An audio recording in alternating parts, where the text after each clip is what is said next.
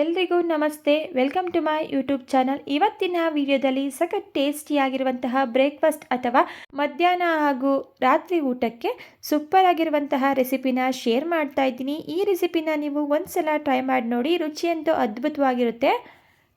ಟೇಸ್ಟಲ್ಲಿ ಯಾವುದೇ ರೀತಿಯ ಕಾಂಪ್ರಮೈಸ್ ಇರೋದಿಲ್ಲ. ಈ ವಿಧಾನದಲ್ಲಿ ನೀವು ಒಂದ್ಸಲ ಟ್ರೈ ಮಾಡಿದ್ರೆ ಪದೇ ಪದೇ ಮಾಡ್ತೀರಾ. ಬನ್ನಿ ಯಾವ ರೀತಿ ಮಾಡ್ಕೊಳ್ಳೋದು ಅಂತ ನೋಡೋಣ. ಮೊದಲು ನಾನಿಲ್ಲಿ ಒಂದು ಬೌಲ್ ತೊಗೊಂಡಿದ್ದೀನಿ. ಅದಕ್ಕೆ 2 ಗ್ಲಾಸ್ ಆಗುವಷ್ಟು ಅಕ್ಕಿನ ಸೇರಿಸ್ಕೊಳ್ತಾ ಇದ್ದೀನಿ. ಇಲ್ಲಿ 1 ಗ್ಲಾಸ್ ಆಗುವಷ್ಟು ಬಾಸ್ಮತಿ ರೈಸ್, ಹಾಗೆ 1 ಗ್ಲಾಸ್ ಆಗುವಷ್ಟು ನಾರ್ಮಲ್ ಊಟಕ್ಕೆ ಬಳಸುವಂತಹ ಬುಲೆಟ್ ರೈಸ್ನ ತೊಗೊಂಡಿದ್ದೀನಿ. ಈಗ ನಾನು ಇದನ್ನು ಒಂದು 2 ಸಾರಿ ಚೆನ್ನಾಗಿ ವಾಶ್ ಮಾಡಿಕೊಂಡು ಒಂದು 10 ನಿಮಿಷ ನೆನೆಲಿಕ್ಕೆ ಇಡ್ತಾ ಇದ್ದೀನಿ. ಟೋಟಲ್ ಆಗಿ ನಾನು ಅರ್ಧ kg ಆಗುವಷ್ಟು ಅಕ್ಕಿನ ತೊಗೊಂಡಿದ್ದೀನಿ.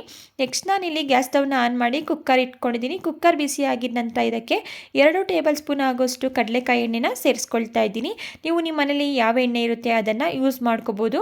ನಂತರ ಇದಕ್ಕೆ ಓಲ್ ಗರಂ ಮಸಾಲ ಸ್ಪೈಸಸನ್ನು ಸೇರಿಸ್ಕೊಂಡು ಜಸ್ಟ್ ಫ್ಲೇವರ್ ಬಿಡೋವರೆಗೂ ಇದನ್ನು ಫ್ರೈ ಮಾಡಿಕೊಂಡು ನಂತರ ಇದಕ್ಕೆ 2 ಈರುಳ್ಳಿನ ಸಣ್ಣದಾಗಿ ಕಟ್ ಮಾಡಿ ಸೇರಿಸ್ಕೊಳ್ತಾ ಇದ್ದೀನಿ. ಇದ್ರ ಜೊತೆಗೆ ಹೆಚ್ಚಿಟ್ಕೊಂಡಿರುವಂತಹ 2 ಹಸಿಮೆಣಸಿನ್ಕಾಯಿನ ಸೇರಿಸಿ ಈರುಳ್ಳಿ ಬೆಂದು ಕಲರ್ ಚೇಂಜ್ ಆಗಬೇಕು ಅಲ್ಲಿವರೆಗೂ ಇದನ್ನು ಮಿಕ್ಸ್ ಮಾಡ್ಕೊಳ್ತಾ ಈರುಳ್ಳಿ ಕಲರ್ ಚೇಂಜ್ ಆಗೋವರೆಗೂ ಫ್ರೈ ಮಾಡ್ಕೊಳ್ಳೋಣ. ಈಗ ನೀವಿಲ್ಲಿ ನೋಡ್ತಾ ಇರ್ಬೋದು ಈರುಳ್ಳಿ ಕೂಡ ಕಲರ್ ಚೇಂಜ್ ಆಗಿದೆ. ಈ ರೀತಿ ಈರುಳ್ಳಿನ ಕಲರ್ ಚೇಂಜ್ ಆಗೋವರೆಗೂ ಫ್ರೈ ಮಾಡ್ಕೊಳ್ಳೋದ್ರಿಂದ ರೆಸಿಪಿ ಬೇಗನೆ ಹಾಳಾಗೋದಿಲ್ಲ, ಹಾಗೆ ತುಂಬ ಟೇಸ್ಟಿಯಾಗಿ ಬರುತ್ತೆ. ನಂತರ ಇದಕ್ಕೆ 2 ಟೀ ಸ್ಪೂನ್ ಆಗುವಷ್ಟು ಶುಂಠಿ ಬೆಳ್ಳುಳ್ಳಿ ಪೇಸ್ಟನ್ನು ಸೇರಿಸ್ಕೊಳ್ತಾ ಇದ್ದೀನಿ. ಇದ್ರ ಜೊತೆಗೆ ಸಣ್ಣದಾಗಿ ಕಟ್ ಮಾಡಿ ಇಟ್ಕೊಂಡಿರುವಂತಹ 1 ಟೊಮೊಟೊನ ಸೇರಿಸಿ ಟೊಮೊಟೊ ಸಾಫ್ಟ್ ಆಗಬೇಕು, ಹಾಗೆ ಶುಂಠಿ ಬೆಳ್ಳುಳ್ಳಿ ಪೇಸ್ಟಲ್ಲಿರುವಂತಹ ಹಸಿ ಸ್ಮೆಲ್ ಹೋಗೋವರೆಗೂ ಮಿಕ್ಸ್ ಮಾಡ್ಕೊಳ್ತಾ ಇದನ್ನು ಚೆನ್ನಾಗಿ ಫ್ರೈ ಮಾಡ್ಕೊಳ್ಳೋಣ. ನಂತರ ಗ್ಯಾಸ್ ಸ್ಟವ್ನ ಲೋ ಫ್ಲೇಮಲ್ಲಿಟ್ಟು ಇದಕ್ಕೆ 2 ಟೇಬಲ್ ಸ್ಪೂನ್ ಆಗುವಷ್ಟು ಮೊಸರನ್ನ ಸೇರಿಸ್ಕೊಳ್ತಾ ಇದ್ದೀನಿ. ಮೊಸರನ್ನ ಸೇರಿಸಿದ ನಂತರ ನಾನಿಲ್ಲಿ ಇದಕ್ಕೆ ಸ್ವಲ್ಪ ಡ್ರೈ ಮಸಾಲ ಇಂಗ್ರೀಡಿಯೆಂಟ್ಸ್ನ ಸೇರಿಸ್ಕೊಳ್ತಾ ಇದ್ದೀನಿ. 1 ಟೀ ಸ್ಪೂನ್ ಆಗುವಷ್ಟು ಅಚ್ಕಾರದ ಪುಡಿನ ಸೇರಿಸ್ಕೊಳ್ತಾ ಇದ್ದೀನಿ. ನೀವು ನಿಮ್ಮ ಖಾರಕ್ಕೆ ಅನುಗುಣವಾಗಿ ಚಿಲ್ಲಿ ಪೌಡರ್ನ ನೋಡಿ ಸೇರಿಸ್ಕೊಳ್ಳಿ. ಹಾಗೆ ಸ್ವಲ್ಪ ಅರಿಶಿಣದ ಪುಡಿ, 1 ಟೇಬಲ್ ಸ್ಪೂನ್ ಆಗುವಷ್ಟು ನಾನಿಲ್ಲಿ ಬಿರಿಯಾನಿ ಮಸಾಲನ ಸೇರಿಸ್ಕೊಳ್ತಾ ಇದ್ದೀನಿ. ನಾನಿಲ್ಲಿ ರೆಡಿಮೇಡ್ ಬಿರಿಯಾನಿ ಮಸಾಲನ ಸೇರಿಸ್ಕೊಳ್ತಾ ಇದ್ದೀನಿ. ಇದರಲ್ಲಿ ಉಪ್ಪು ಖಾರ ಎಲ್ಲ ಇನ್ಕ್ಲೂಡ್ ಆಗಿರುತ್ತೆ. ನೋಡಿಕೊಂಡು ನೀವು ಉಪ್ಪು ಖಾರನ ಅಡ್ಜಸ್ಟ್ ಮಾಡ್ಕೊಳ್ಳಿ.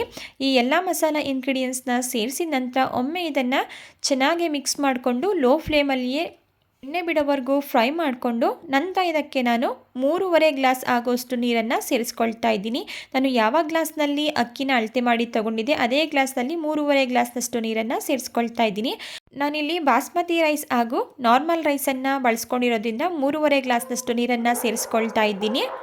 ಏನಾದರೂ ನಾರ್ಮಲ್ ಆಗಿ ಬುಲೆಟ್ ರೈಸನ್ನೇ ಕಂಪ್ಲೀಟಾಗಿ ಬಳಸ್ಕೊಂಡ್ರೆ ನೀವು 4 ಗ್ಲಾಸಷ್ಟು ನೀರನ್ನು ಸೇರಿಸ್ಕೋಬೇಕಾಗುತ್ತೆ.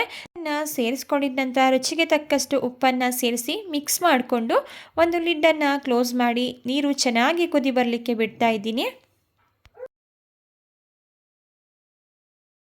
ಈಗ ನೀರು ಕೂಡ ಚೆನ್ನಾಗಿ ಕುದೀತಾ ಇದೆ. ಇದಕ್ಕೆ ನಾವು ನೆನೆಸಿಟ್ಕೊಂಡಿರುವಂತಹ ಅಕ್ಕಿನ ಸೇರಿಸ್ಕೊಂಡು ಒಮ್ಮೆ ಇದನ್ನು ಮಿಕ್ಸ್ ಮಾಡ್ಕೊಳ್ಳಿ. ನಾವಿಲ್ಲಿ ಅಕ್ಕಿನ ನೆನೆಸ್ಕೊಂಡಿರೋದ್ರಿಂದ ಜಾಸ್ತಿ ಮಿಕ್ಸ್ ಮಾಡ್ಕೊಳ್ಳೋದು ಬೇಡ. ಜಸ್ಟ್ ಲೈಟಾಗಿ ಇದನ್ನು ಮಿಕ್ಸ್ ಮಾಡಿಕೊಂಡು ಒಂದು ಲಿಡ್ಡನ್ನು ಕ್ಲೋಸ್ ಮಾಡಿ ಮಧ್ಯ ಮಧ್ಯದಲ್ಲಿ ತಿರುಗಿಸ್ಕೊಂಡು ನಾವಿಲ್ಲಿ ಸೇರಿಸಿರುವಂತಹ ಅಕ್ಕಿ 50% ಅಷ್ಟು ಬೇಯಬೇಕು. ಅಲ್ಲಿವರೆಗೂ ಇದನ್ನು ಮಧ್ಯ ಮಧ್ಯದಲ್ಲಿ ತಿರುಗಿಸ್ಕೊಂಡು ಬೇಯಿಸ್ಕೊಳ್ಳೋಣ. ಈಗ ನೀವಿಲ್ಲಿ ನೋಡ್ತಿರ್ಬೋದು ನಾವಿಲ್ಲಿ ಸೇರಿಸ್ಕೊಂಡಿರುವಂತಹ ಅಕ್ಕಿ 50% ಅಷ್ಟು ಬೆಂದಿದೆ. ಈಗ ಇದಕ್ಕೆ ಸಣ್ಣದಾಗಿ ಕಟ್ ಮಾಡಿ ಇಟ್ಕೊಂಡಿರುವಂತಹ ಸ್ವಲ್ಪ ಕೊತ್ತಂಬರಿ ಸೊಪ್ಪು, 1 ಟೇಬಲ್ ಸ್ಪೂನ್ ಆಗುವಷ್ಟು ನಾನಿಲ್ಲಿ ತುಪ್ಪನ ಸೇರಿಸ್ಕೊಳ್ತಾ ಇದ್ದೀನಿ. ಇದು ಆಪ್ಷನಲ್, ಬೇಕು ಅಂದರೆ ಸೇರಿಸ್ಕೋಬೋದು, ಇಲ್ಲಾಂದರೆ ಸ್ಕಿಪ್ ಸಹ ಮಾಡ್ಕೋಬೋದು. ಒಂದ್ಸಾರಿ ಈಗ ಇದನ್ನು ಚೆನ್ನಾಗಿ ಮಿಕ್ಸ್ ಮಾಡ್ಕೊಳ್ಳೋಣ. ನಂತರ ಇದಕ್ಕೆ ನಾನಿಲ್ಲಿ ಮೊಟ್ಟೆನ ಒಡೆದು ಸೇರಿಸ್ಕೊಳ್ತಾ ಇದ್ದೀನಿ. ನಾನಿಲ್ಲಿ 4 ಮೊಟ್ಟೆನ ಒಡೆದು ಸೇರಿಸ್ಕೊಳ್ತಾ ಇದ್ದೀನಿ. ನಿಮಗೆ ಎಷ್ಟು ಮೊಟ್ಟೆ ಇಷ್ಟ ಆಗುತ್ತೋ ಅಷ್ಟು ಮೊಟ್ಟೆಗಳನ್ನ ನೀವಿಲ್ಲಿ ಸೇರಿಸ್ಕೋಬೋದು. ನಾನಿಲ್ಲಿ 4 ಮೊಟ್ಟೆಗಳನ್ನ ಸೇರಿಸ್ಕೊಳ್ತಾ ಇದ್ದೀನಿ. ಮೊಟ್ಟೆನ ಸೇರಿಸಿದ ನಂತರ ಮೊಟ್ಟೆ ಮೇಲೆ ಈ ರೀತಿ ಸ್ವಲ್ಪ ಉಪ್ಪನ್ನು ಸ್ಪ್ರೆಡ್ ಮಾಡ್ಕೊಳ್ತಾ ಇದ್ದೀನಿ.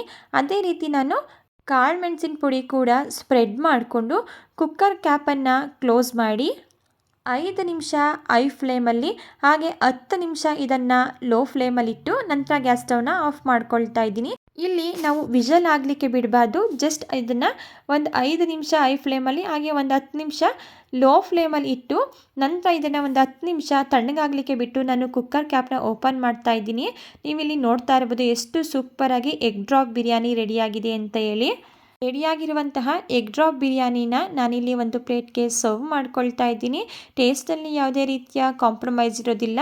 ಒಂದು ಸಾರಿ ಈ ವಿಧಾನದಲ್ಲಿ ನೀವು ಎಗ್ ಡ್ರಾಪ್ ಬಿರಿಯಾನಿನ ಮಾಡಿ ನೋಡಿ, ತುಂಬಾ ಟೇಸ್ಟಿಯಾಗಿರುತ್ತೆ. ನೀವು ಇಲ್ಲಿ ನೋಡ್ತಾ ಇರ್ಬೋದು ರೈಸು ಕೂಡ ಎಷ್ಟು ಸಾಫ್ಟಾಗಿ ಬಂದಿದೆ ಅಂತೇಳಿ. ಓಕೆ ಫ್ರೆಂಡ್ಸ್, ನೋಡಿದ್ರಲ್ವಾ ಇವತ್ತಿನ ರೆಸಿಪಿ ನಿಮಗೆ ಇಷ್ಟ ಆಗಿದ್ದರೆ ರೆಸಿಪಿಗೆ ಒಂದು ಲೈಕ್ ಮಾಡಿ. ಇದೇ ರೀತಿ ಸಿಂಪಲ್ ಹಾಗೂ ಟೇಸ್ಟಿ ರೆಸಿಪಿಗಳು ನಿಮಗೆ ಬೇಕು ಅಂದರೆ ನೀವು ಮಾಡಬೇಕಾಗಿರೋದು ಇಷ್ಟೇ, ದಯವಿಟ್ಟು ಚಾನಲ್ನ ಸಬ್ಸ್ಕ್ರೈಬ್ ಮಾಡಿಕೊಂಡು ಚಾನಲ್ಗೆ ಸಪೋರ್ಟ್ ಮಾಡಿ. Thank you for watching.